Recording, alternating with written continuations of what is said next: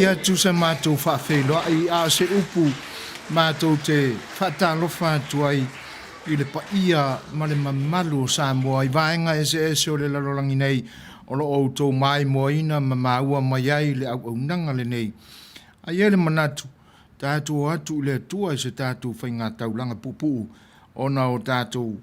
whaasolo ai lea I fuafuanga o le nei aso I ona Polokalame o le tautua alo whalua le se o si whango le tai o fau. Tātou tapu ai atu le tua I sona vi inga.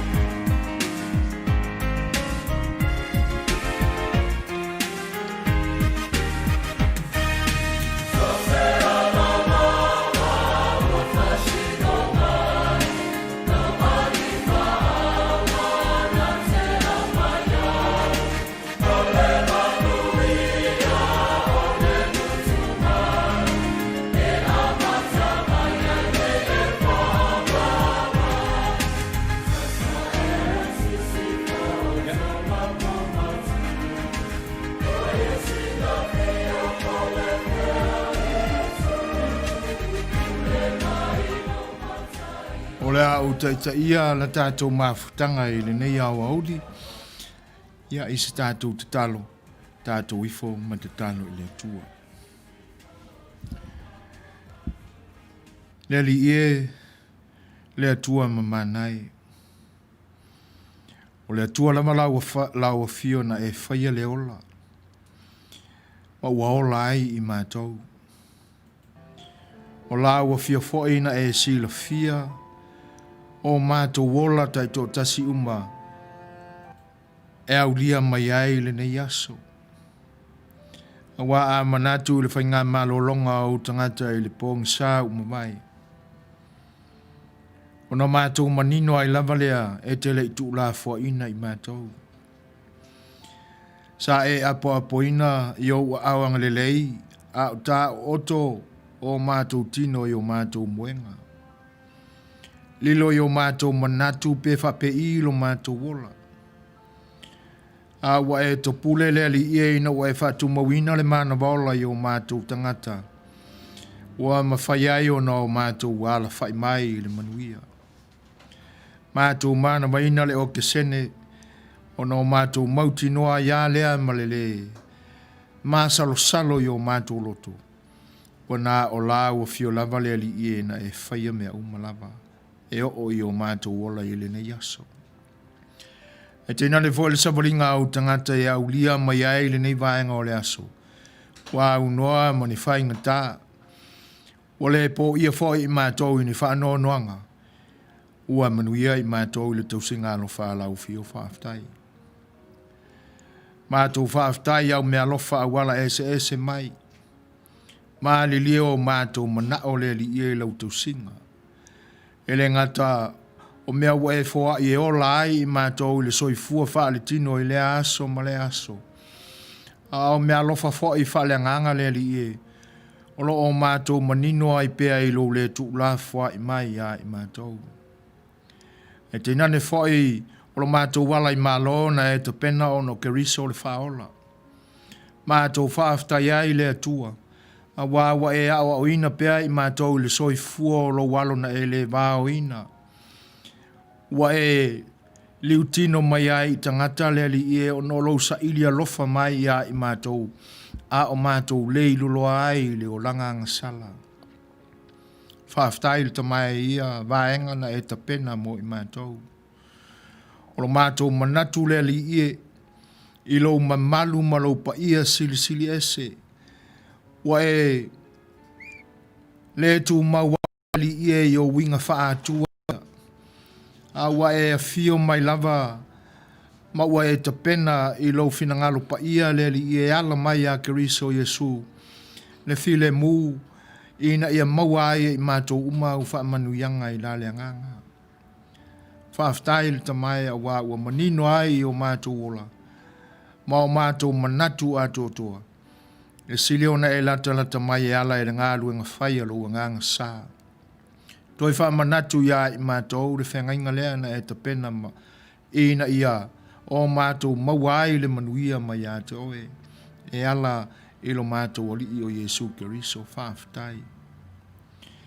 Ia le tamai wa e silofia le ne yaso mwha moe mwenga o lau whanau. E me se fo e manatua i la mātou te talo e wa ala whai mai wha noanga. Te mai wha mole. Ia se ia e tafi e sea to tu ngā o wha noanga i o lato manatu. Wha mawhanwhanaina e lau fio. E me se fo i mātou umalava o mātou wola i le lalonangi nei. Le vevesi o loo i ai la mātou wholaunga i le nei taimi le ta mai wha mole. Se ia e tu mau mai ia i mātou. Ina ia awane i o mātou lulu ina ngō fie i matangi vale o le soifuanga nei. Ina ne i o mātou fefe ma pala ai. Le atua o na manu malo ai leo whaoso songa a le li o le lalolangi i lo mātou wha moe atu i lau fio ma lau whaolatanga. Ai e tu mau mai le li ia i mātou. E mau alunga i pēa lo mātou wha tua atu i lau fio. So i fua oe lo mātou tua. E te amaya pēa lo mawhanawhana. E mau ai i mātou le loto te tele. Mātou te whitai ai ma puapua ngā o le soifuanga nei. Mātou wala au le li i lau fio. I fuanga o mātou manatu i le nei aso ma le tangata lava ia i lana e ate ae. Awari tea e lau fio a mātou lava singa uma. I u mea uma e le taunu unga o wheau mga luenga le nei aso o le vi inga lava o lau fio e foi ate oe. Ta mai wha mole o mātou tu watu i la mātou te talo o mātou tangata whe maumawai o mātou loto whe sili ai o lo mātou tusi lima o mātou whatu saina nisi o mātou usua tangata i mea le whe taui malo fina ngalo le tua ua mātou wala au i ate oel tamai se ia e wha mangalo ina i mātou umalaba a mai alo file mule li i o mātou ola i le nei aso atoa. Mai a tau solo mua ia i mātou o no mātou whaapupula i nātu lea lofa e te whina ngalo moni i ai ina i o mātou lofa i nātu ai nisi tangata mātou Tele Masani mai loa. Ona ato toa ai leo lo oli lea li iema e fia sila lofa mai ia i mātou. Mātou talo lea li ie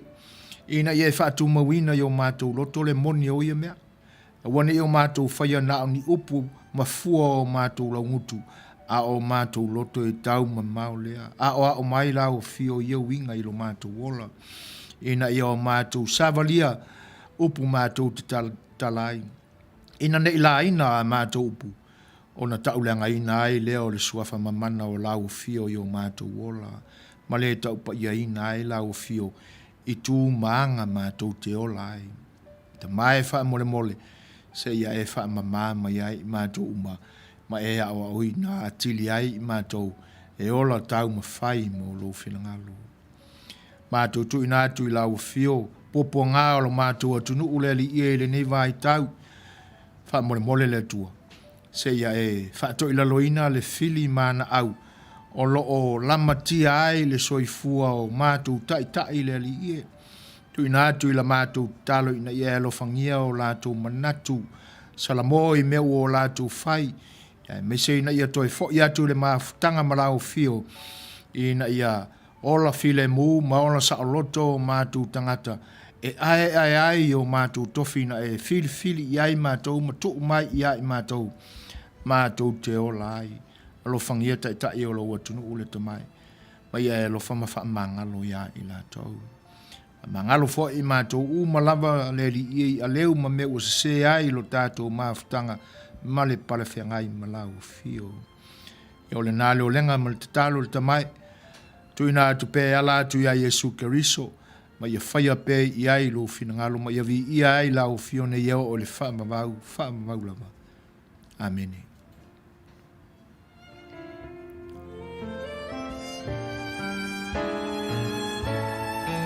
Yeah.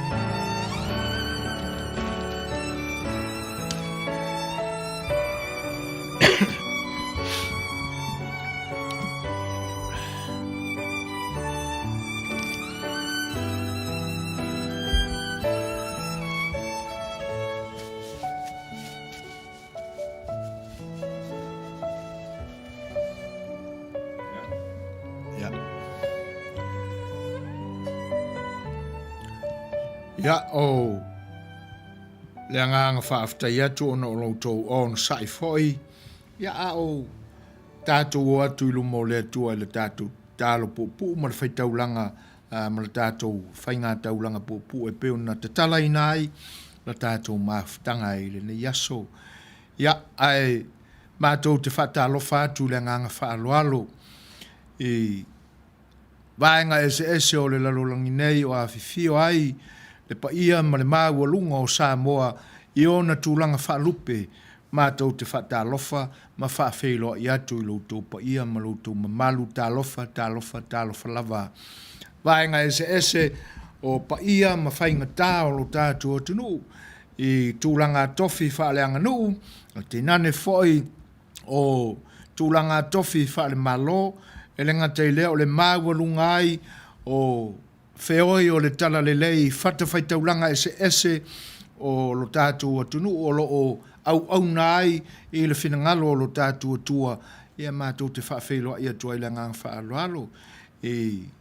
sunga i whaafeangaiga toi ina mo lātou whaletua o sea lātou whaletua leo whainga luenga pa ia i whaife au mo lātou whaletua i le ngatai lea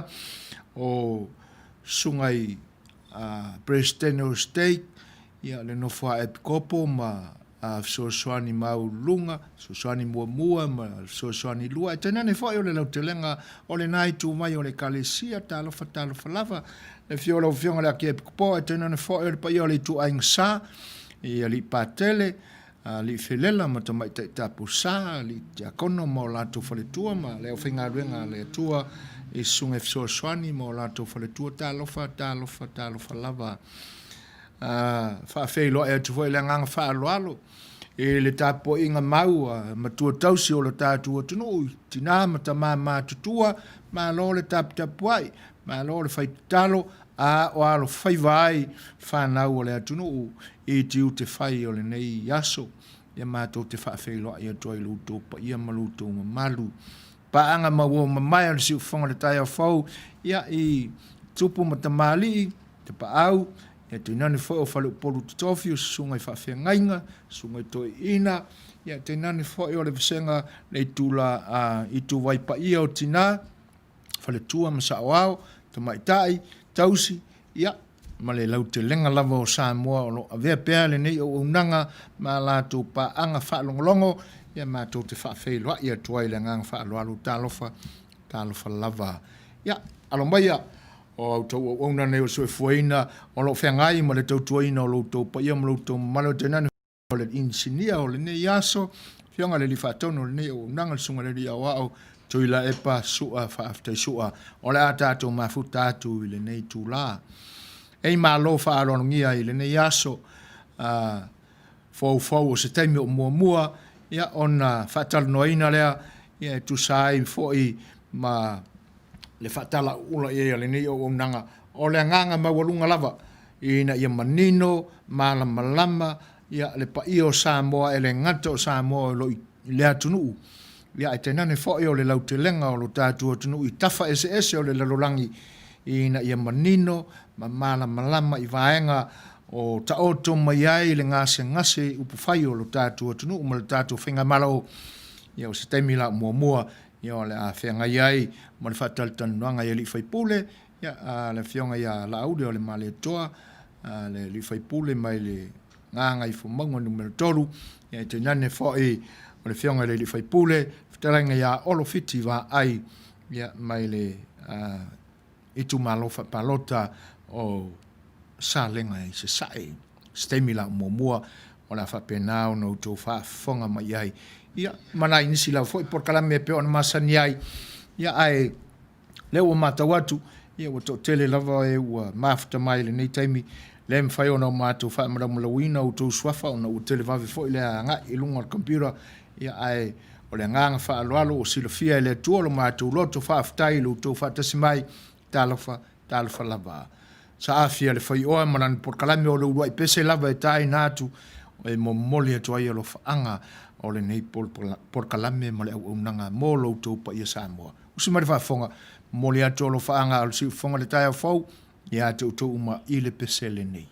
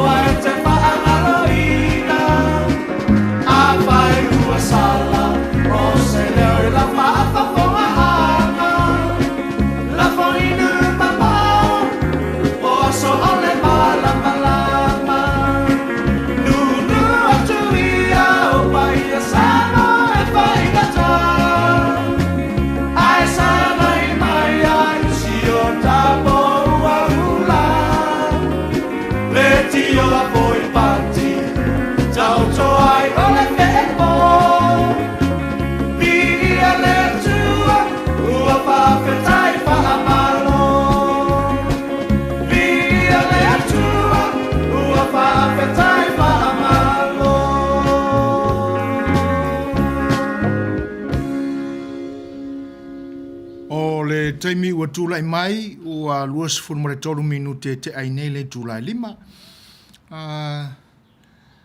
E whaatalo whaatu ma whaaftai atu le nisi fo le atunu ua ko meni mai ma whaafeloa I mai fo I le nei auaunaga. E whaafitai atu ai nai ta mai ta ia Marie Alosio. Ia te nane fo o te uri le ifi whatai. Ia, malo, whaaftai tele lava, whaaftai lo tau whaafeloa I mai le nei fo I auaunaga mai vai le nei aso.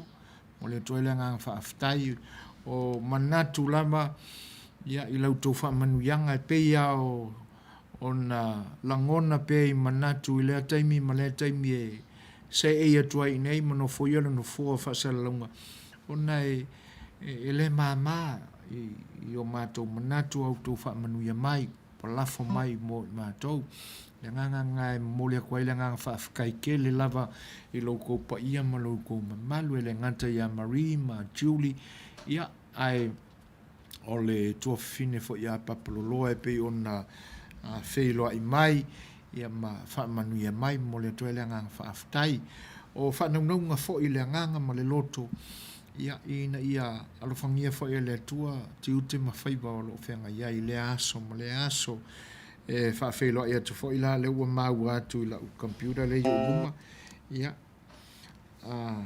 le whaatasi mai o le sunga le toe ina pensione ma lo, le so tamai a iosia e vile talofa lava, ma lo so I fua manuia ia te ol tama, ia whaaftai le tua o le nae, e whaafuoloa pea ma ua le malosi ma le so I fua manuia,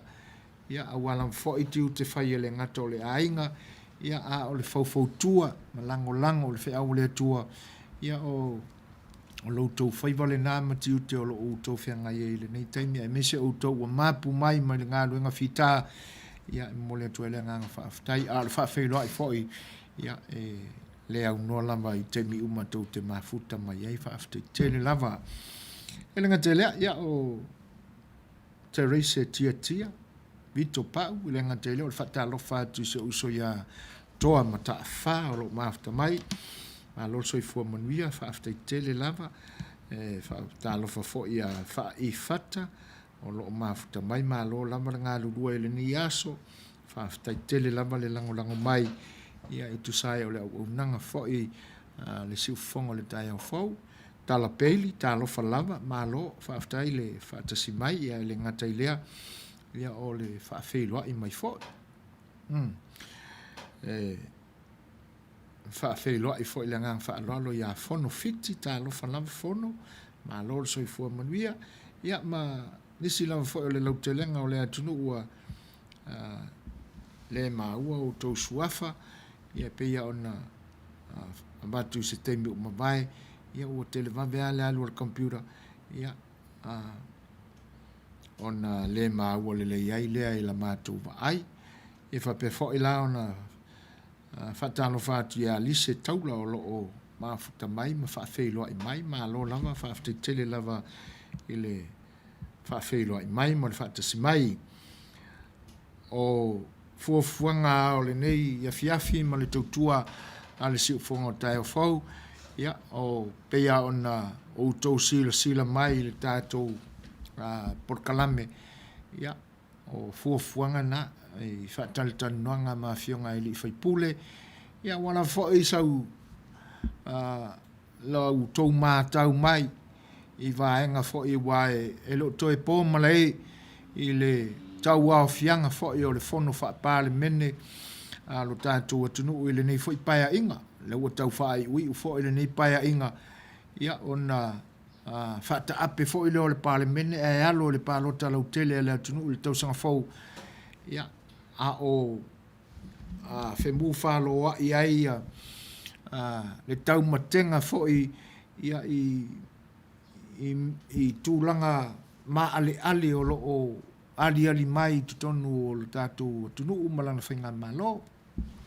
o le mafuanga lea ia o le whaatasinga fo I ma li Faipule I le nei vaenga o le aso ia Auaunaga tuailo whale wale si o si ufonga le tai o fau ia se I outou whaafafonga ia se I sa unoa malama ia nei fo sui o le parimene ia i vaenga e pe ona ia ia upwhai o malo ia tainane fo tau manga o le fontanga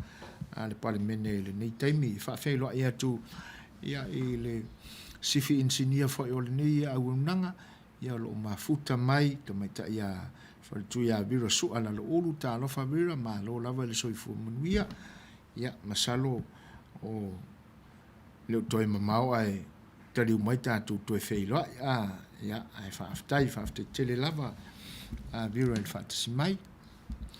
al tato pese le la tai natu ia ona to fa fonga mai lea ia tato fa linga fa pisinisi ia ona Auina tu ele o tato Polokalame o Sa'e o Le Fai'oa ia ona o Nisi foi o fuanga fa tau ia ele nei aso mo le Tatou al si fonga o le tai fo si mai fa fonga le tato pese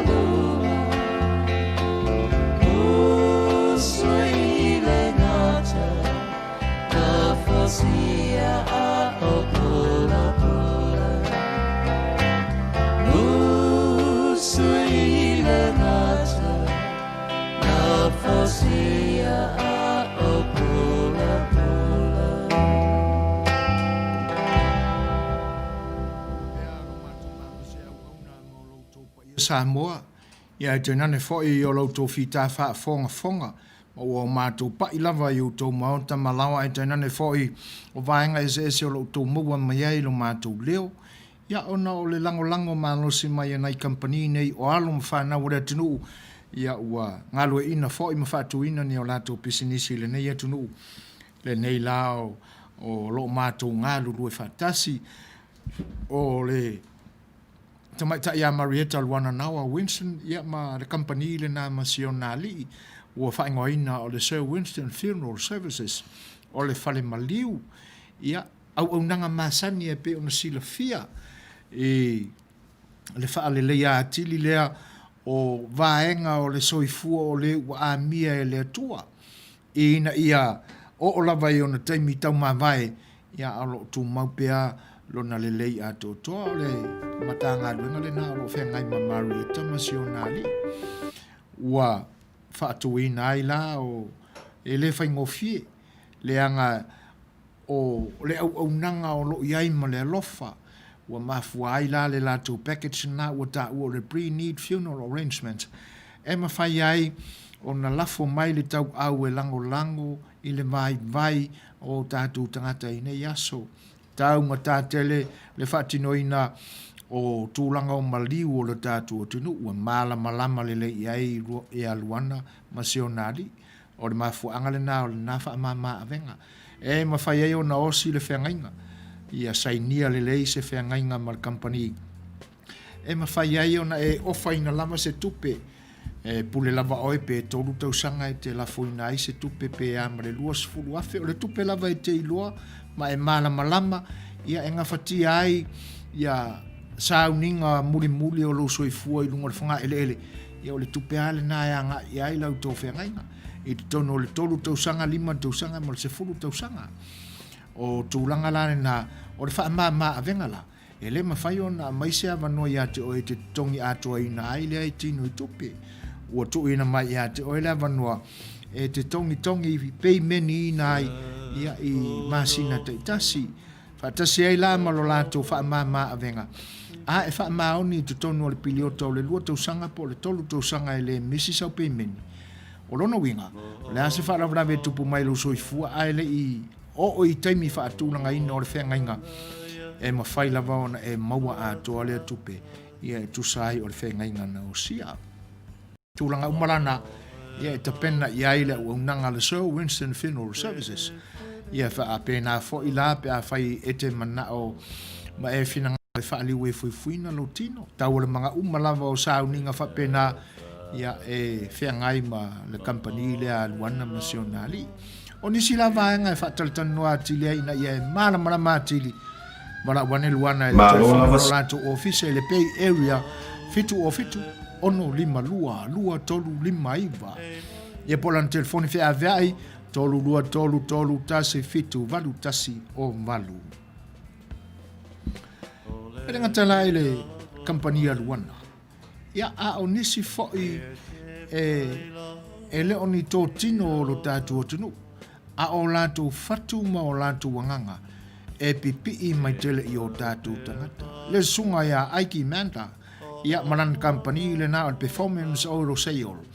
i le ai o widia ia i California nei e te mawai ta vale ese anangata matango fie i ila o mina whaao ngā ia ma ta vale le muli se ka vale o lona winga e napa wana ilu ma le lei a toa le Auaunaga e le tau tule ina e le sunga ia aiki ia pe le lei pe whaale le lei o credit to salava pe o le ale tūlanga o iai le maanu minumi e le popole i ele ona o lana Suasani tautua e le ngata o tātou tangata atu motu le Pasifika e so se tangata ona ua alofangia le atua le soifua o le ali i lana ngāluenga Suasani ia o le tuatusi la te maua iai aiki manda malana company le na o le tasi lima o East Wheeler Boulevard, Wheeler, California, iwa o ono o tasi.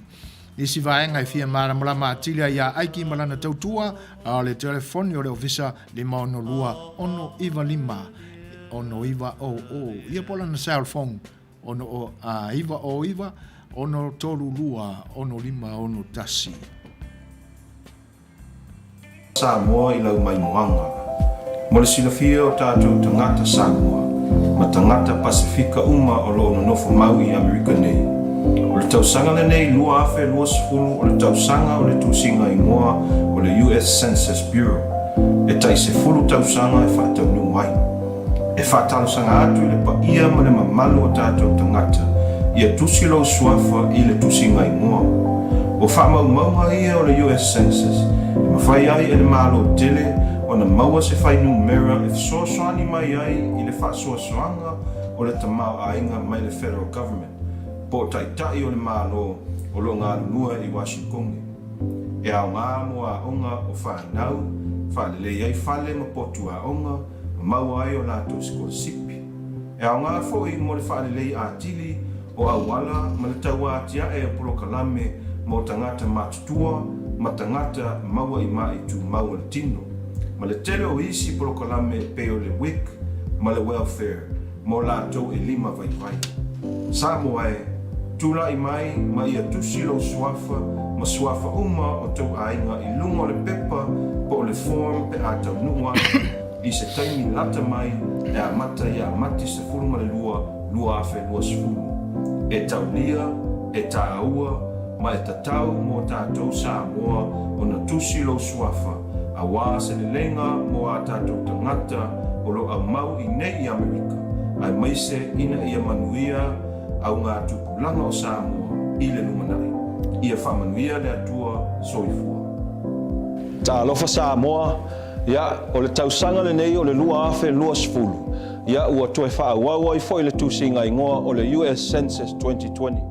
Mātou te whātalusanga atu mai o atu le atu nuu e o lo nofo mau nei Amerika. Tusi tau ingoa I le US Census pe atau nuu atu pepa I le masino a perila mua. Au talamau! Samoa! Tusi tau ingoa!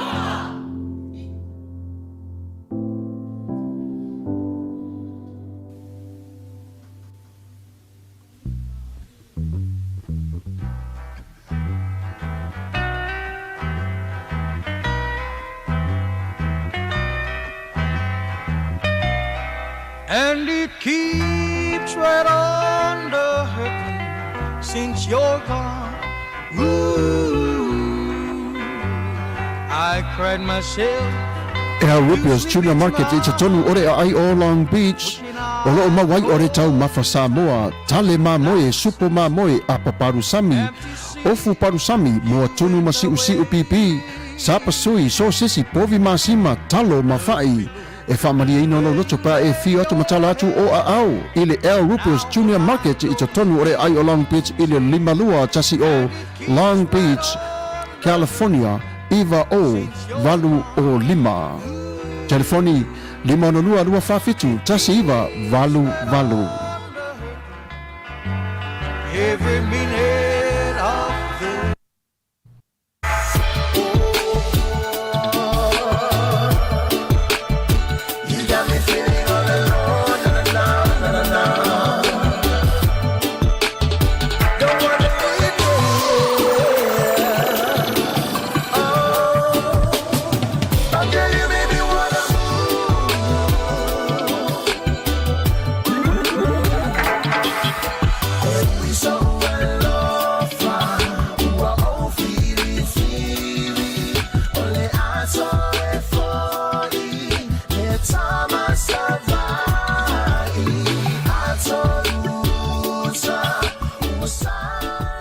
Sounds Protection, specialized in sound system reinforcement, sound system rentals, DJ services, backline rentals.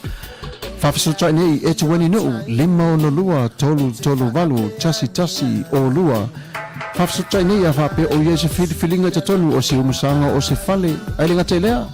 Whae poiponga, o waso whanau, maso tāua I te tonu a inga. Wala au nei a e te wani I le 5 tolu valu, tasi o lua.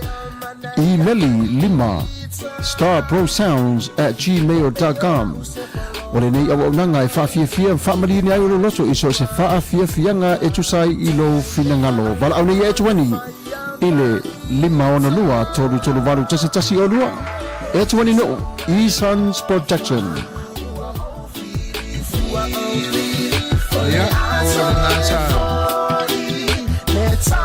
O tau whaafong Samoa ia I tātou whaalinga whaapisinisi o e lava o loo anga lelei mai lafo mai lo lātou soasani mana tau au ia ua mafuai o nau tātou mafuta pea I lunga o pea au ngalu le ea I le tautua Masani al si ufonga le tae whau le aso mo le aso a o whenga iai ia maloutou pa ia maloutou mamalu vaenga ese o tūlanga whaanei ona pō ia I le Facebook live ia o le nā tau te maua mai ei le ni auaunaga e tainane fo o le YouTube o le nā e ola faatasi ia ma le aepepe ia ona masani ai ia o vaenga na e pe ona mafuai ona o mātou taurongolongo atu i nai pisi nisi o lo anga le mai. Fatalo fatu i leu soia tamauli, ma lolo soi fo Manuia brother, le fo ilau e whailoa i mai, mo le toe lenga anga whaaftai, ia e lenga teilea, ia o tūlanga uma e pei ona sao noa i ai, le pa ia o le au mafuta i le nei aso, e mo le toe lenga anga whaaftai o lo tau whailoa i mai, ia ma whaamanuianga, ia e loto tele ia le nei au nanga e tau tuolo tau pa ia mo tau malu. Fast forward ma tolu minute, te ai nei le tulai lima ono na winga to se fulu ma le fitu minute ona tā leo le tulai. Ono e pe ona silfia i wha salalaunga ma tūlanga fo e pe ona tu ina atu i lunga o le Facebook wall sa post lak wai. Ia whailo inga fo i le nei aso ma Afioga i Alii Faipule ia ua whaiva ese fo ilo pepe ma ua matala langa fetu na iai fuanga o le Polokalame lo fare wale si o si fuanga o le taio fau ile nei aso ia ono vaenga e pe on fa moi moina ia ai fatalo fa failo ia tu le Mafuta mai o le pianga ia tole force la manava ia malo le usu e wiange o kwai le kiki mai ia ai faaftai o le nau e Mafuta mai Tatou le pesele ia amai al pesele ia na Tatou walo lole le Tatou Polokalame Masani o le sa afio le Fai'oa.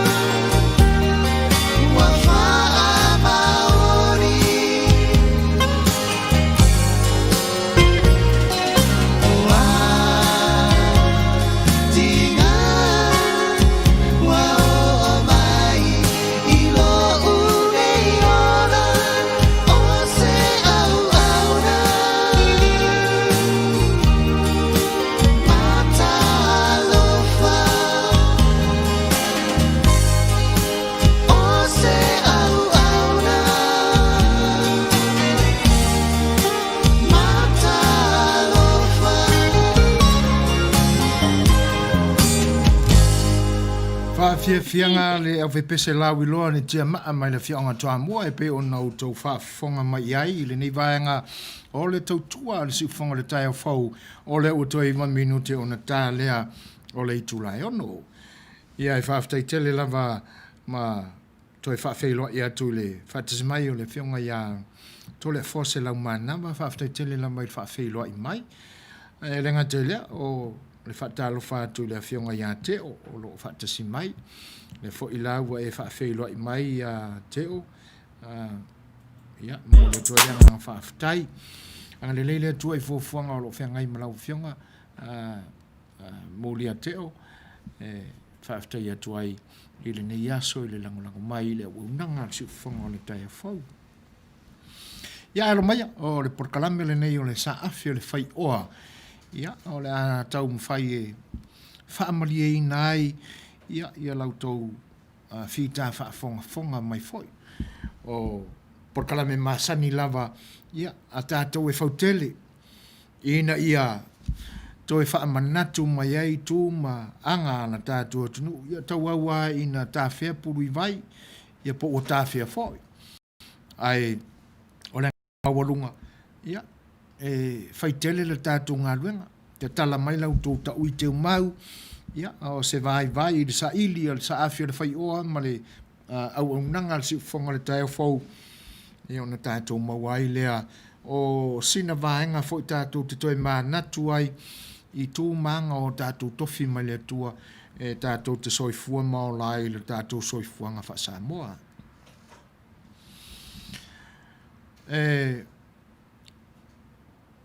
Ono i lunga o le Facebook, ia nisi foi o Polokalame o lo tau mwhai nisi alo o le atunuu, e tala noa mai ai i tala o le vavau, o tātou tala whaasolopito,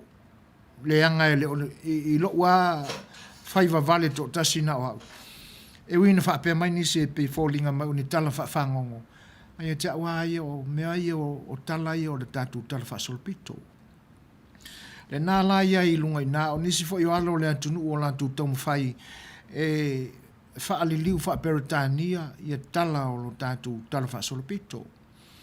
E le o se tu lele leilea i tu, o se i tu silio na tāua, le anga o le tele au tupulanga fau i nei aso, ua whainga tāo na malama i le tātou ngangana, o na ua tele alo mawhanau e soifua i whafo mai o lo tātou tunu. Ia maua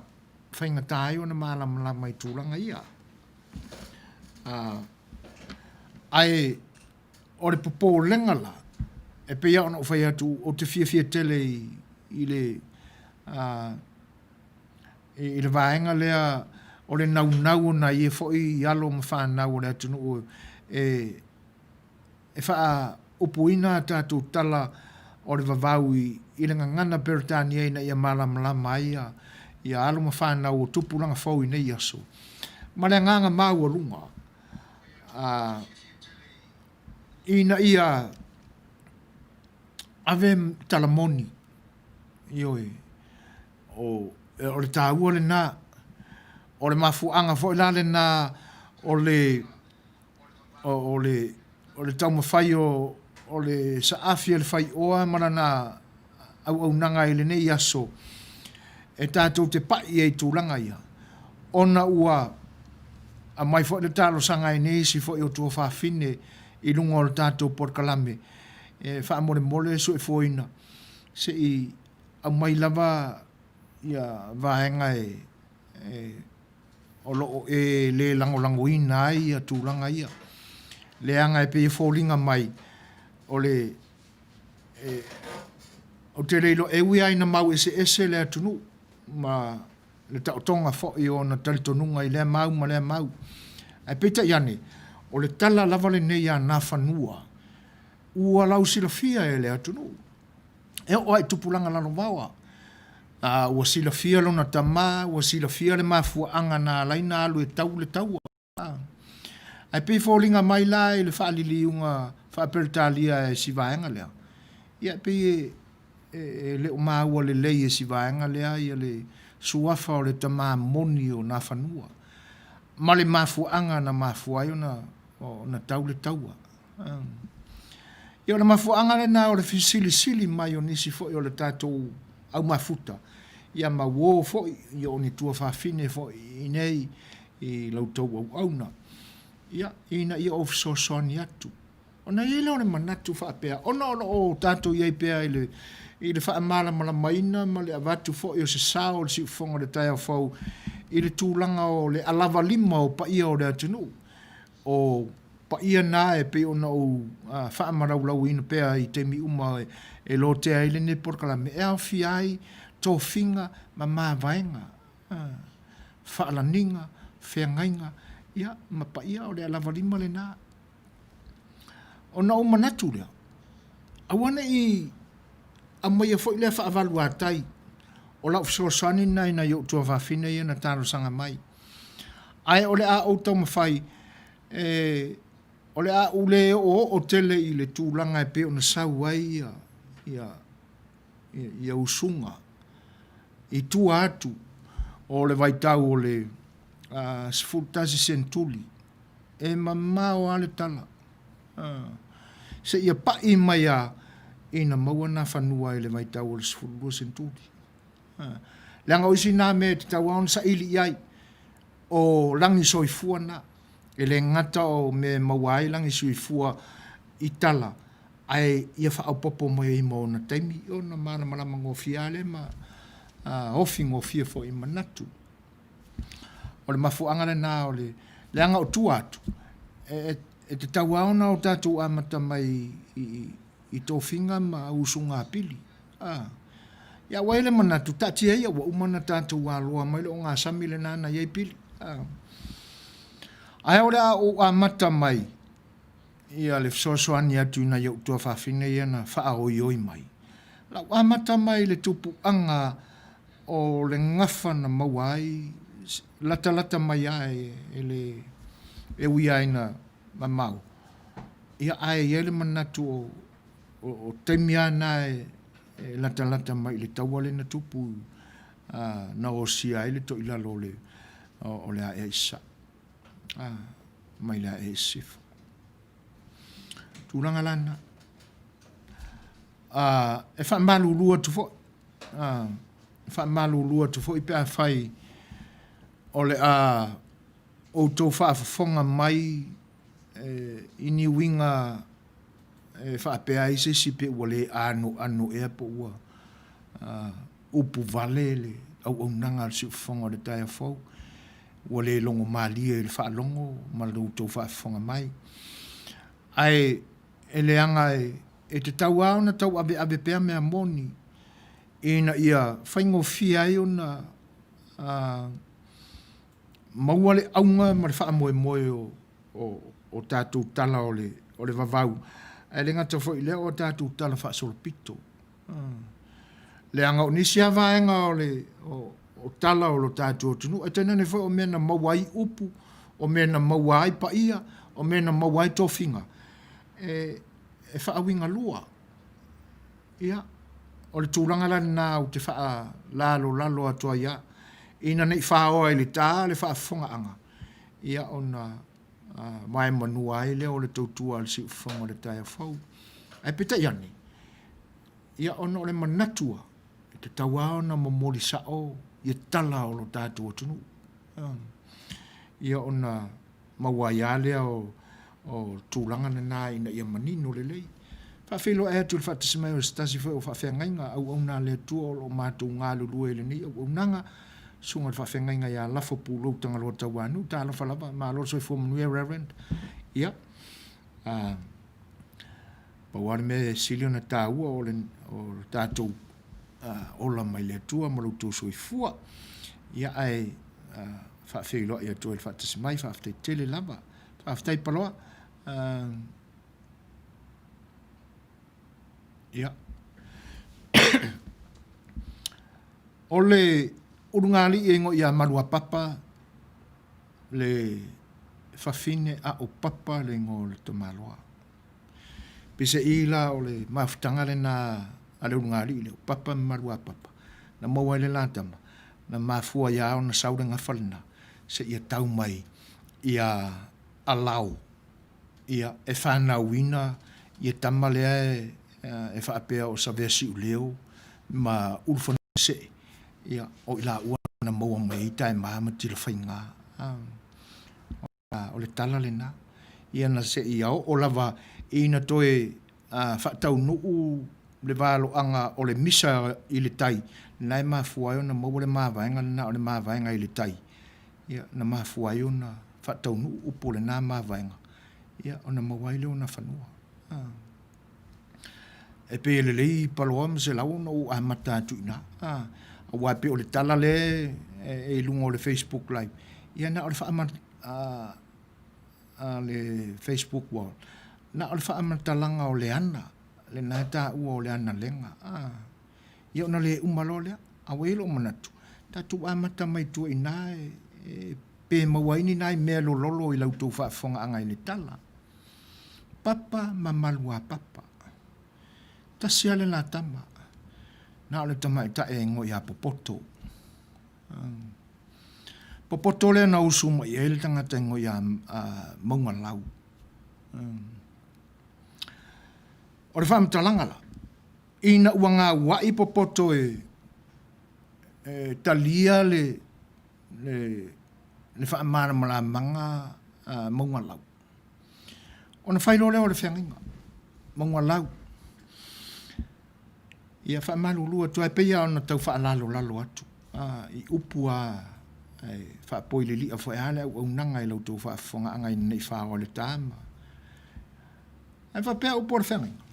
mangwa lau a ele maua ona le umile o le tama futanga on fa penale o talia le fa la manga po le usunga ai o inga le o mangwa lau i o le po fata o to fo to fanga e o sila fia anga o po mo mua me o ngali le to fa matalaina e ina e inei o le mena tupu malama le tae au ua matua le fia maungalau e ona fa pea tu leo popoto maungalau sau na alu sa eli se isi e mawai lo fia o le a walu fo ia uia e sa ili se fa maliena o umanaonga awa ua ele mawaina fa tu lo tu ale fa fonga ang Samoa fa penale ona fai e pisa iwa la langa i lunga e maunga lau ia la ngona fie fai tane o le tamaita e popoto ona fa pele o le mau ma le tala ele ito e nofo popoto i ona matua ya papa mamalua papa a ua malanga loa e sa ili se tane e malie ai ona longona i ona anga ilole le isi pito o le motu o upolu tawatu ile li o tafua upolu i ona fa pena fo ile ona faile mali lienga le o le a fatasi nofo ma le fenga ingalea pe ona fai mo ya mongalau ia o se me ofo ai tafua polu ono tulanga fa pena na ali mai le po ina ufata o tutofanga ia ele i tali tafua polu se ia malama le tae ao ona ta apele le ina umaya ina le urungali ile na tai me o le po ta ape ina malama le tai au to e fa au sa ilinga tani a popoto io na la sia lo le vasa se io tau no oile ele e tu lang yo la tau ai salafai o ina la na feilo ai popoto male tanga ta ua e suafa ya masa ia o fatino fo ila ia fengainga e pe ona fai ia maunga lau a tena ne fo ta fo polu e ono fo ta fo ila ia masa o fo il time fata o to fanga i le po ina ia fatino ia maftanga fa au ngari io se me foi fate ia masa ia ina ua a mata atu fo ia ele ia se senga o le mea na tau iei masa e tainane fo ia ta fo i polu fa pena maunga lau ia le toi fa tali masa pe tau fiofi o na winga le ato to le fia a wo solo ia tua ne lo ilunga ma tapa lo le me ta o le tai ulu ia o tai ai le e tu tino o le tamaita o ina la fai mai o ina na matala Atoa ai le tino o le tamaita e o popoto ia ma ua fa tino loa ia o sunga li i mo tamaita ia ma ua fa fia ina e fo ila le loto popoto ua fa malia ina lan sa ili ngā tane wala vasa ona o le fia pa ila vai le vai o le tama